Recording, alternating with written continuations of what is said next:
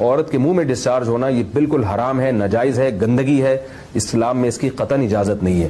اور اگر ان ائمہ کا مذہب لیا جائے جو منی کو پاک سمجھتے ہیں، اس لیے میں یہ عرض کر رہا ہوں کہ بعض حضرات نے اس پہ فتویٰ دیا ہے کہ یہ چونکہ پاک ہے لہذا اگر یعنی کوئی شخص منہ میں بھی ڈسچارج ہو جائے تو یہ بھی جائز ہے. یہ 100% غلط فتویٰ ہے، اس لیے کہ جو حضرات اس کو پاک کہتے ہیں وہ بھی اس کو خبائث میں داخل کرتے ہیں، حرام چیزوں میں داخل کرتے ہیں.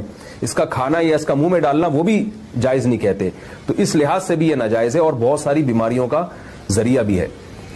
دوسرا مسئلہ یہ ہے کہ اگر کوئی ڈسچارج نہیں ہوتا اورل سیکس کے ذریعے تو اس کا شرعی حکم کیا ہے؟ تو اس کا حکم یہ ہے کہ یہ انتہائی سخت درجے کا مکروہ ہے، ناپسندیدہ عمل ہے، اور اس کے سخت درجے کے مکروہ اور حرام نہیں ہے لیکن بہت زیادہ ناپسندیدہ اور شریعت کے مزاج کے بالکل خلاف ہے. اور اسلامی کلچر میں اس کا کوئی تصور نہیں تھا. یہی وجہ ہے کہ فقہائے کرام کے ہاں اس چیز کا تذکرہ بہت ہی محدود پیمانے پر ملتا ہے. یہ اس کی علامت ہے کہ مسلمان معاشرہ اس چیز سے بالکل بھی واقف نہیں تھا کہ یہ کیا ہوتا ہے. تو یہ چیز غیروں سے آئی ہے، غیر مسلموں سے ہمارے معاشرے میں، جو ان کی موویز دیکھ دیکھ کے، فحش فلمیں دیکھ دیکھ کے نوجوانوں میں اس چیز نے سرایت کیا. ورنہ یہ انسان طبی طور پر اس عمل سے بہت زیادہ نفرت کرتا ہے. کوئی بھی شریف الطبع آدمی ذہنی طور پر اس کے لیے تیار نہیں ہوگا. تو میں پھر بھی یہ کہہ رہا ہوں کہ بہرحال علماء اس کو ناجائز اور حرام نہیں سمجھتے، اس لیے کہ میاں بیوی ایک دوسرے سے جس طرح سے چاہیں استمتاع کر سکتے ہیں، لیکن سخت ناپسندیدہ بہرحال ہے اور مکروہ چیز ہے اور اس قابل نہیں ہے کہ اس کی حوصلہ افزائی کی جائے.